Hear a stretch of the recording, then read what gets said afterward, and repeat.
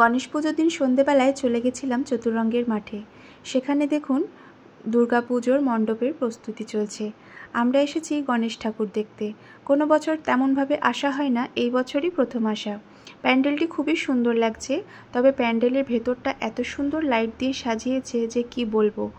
ঢোকার সময়তে দেখেই এত সুন্দর লাগছিল দেখতে যে মানে কিছু বলার নেই।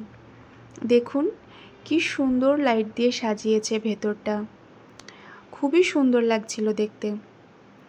আর গণেশ ঠাকুরের মূর্তিটিও খুবই সুন্দর। এখানে একটি ম্যাজিক শো হচ্ছিল, সেটাই আমরা একটু দাঁড়িয়ে দেখছিলাম। আপনারাও একটু ম্যাজিক দেখে নিন।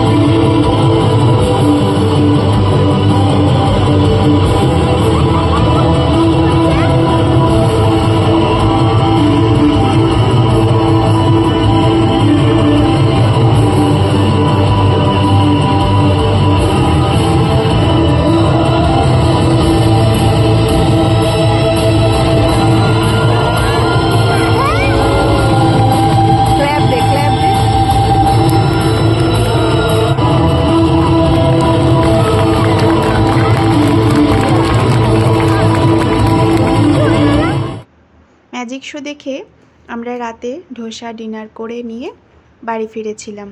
ভিডিওটি ভালো লাগলে লাইক, কমেন্ট, শেয়ার করবেন। রাধে রাধে।